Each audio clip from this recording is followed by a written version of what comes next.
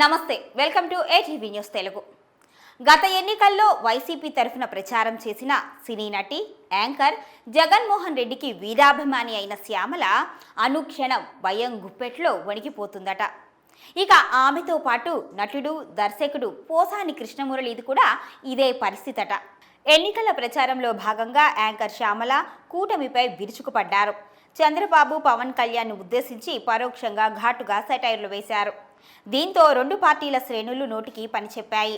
Social మీడియాలో అయితే శ్యామలను దారుణంగా ట్రోలింగ్ చేశారు. ఎన్నికలు ముగిసి కూటమి అధికారంలోకి రావడంతో తనకు బెదిరింపులు వస్తున్నాయి అని, చాలా భయమేస్తుంది అని, తనను బతకనివ్వండి అంటూ ఆమె ఒక వీడియోలో ఎమోషనల్ అయ్యారు. కూటమి ప్రభుత్వం ఏర్పడిన తరువాత ఆ పార్టీ మద్దతుదారులు బెదిరింపులకు పాల్పడుతున్నారు అని శ్యామల వాపోయారు. అయితే శ్యామల వ్యాఖ్యలు సినీ పరిశ్రమలోని పవన్ అభిమానుల మనసులను తీవ్రంగా గాయపరిచింది. నిర్మాత నట్టికుమార్ శ్యామలపై మండిపడ్డారు. తన ప్రాణం జగనని శ్యామల చెప్పిందని, ఇందులో తప్పేమీ లేదని, ఒక్కొక్కరికి ఒక్కో ఇష్టం ఉంటుందని నట్టికుమార్ అన్నారు. కానీ అభిమానం హద్దులు దాటి ఎదుటి ఫ్యామిలీని తిట్టే విధంగా ఉండకూడదు అని చురకలంటించారు. పవన్ కళ్యాణ్ను గుంటనక్క అంటావా, ఆయనతో పోలిస్తే నీ స్థాయి ఎక్కడా అని నట్టికుమార్ నిలదీశారు.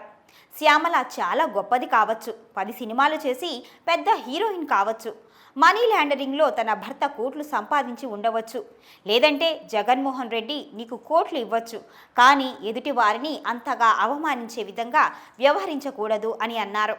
అయితే దినదినగండంగా బతుకుతున్నారు అని, శ్యామల ఇంటికి 2-3 తాళాలు వేస్తున్నారు అని, సెక్యూరిటీని కూడా పెంచేస్తున్నారు అని నట్టికుమార్ అన్నారు. అదేవిధంగా శ్యామలను ఎవరూ ఏం చేయరని కూడా ఆయన పేర్కొన్నారు. ఇక నటుడు దర్శకుడు పోసాని కృష్ణమురళిపై కూడా నట్టికుమార్ కీలక వ్యాఖ్యలు చేశారు. ఆయన ఇంట్లో ఉన్న అన్ని తలుపులు మూసేసి పాలవాడు వచ్చినా తీయటం లేదని చెప్పారు. వీరితో పాటు కమెడియన్ ఆలీ మరికొందరు పరిస్థితి కూడా ఇలానే ఉంది అని సంచలన వ్యాఖ్యలు చేశారు. ప్రస్తుతం నట్టికుమార్ వ్యాఖ్యలు తెలుగు సినీ రాజకీయాల్లో చర్చనీయాంశంగా మారాయి.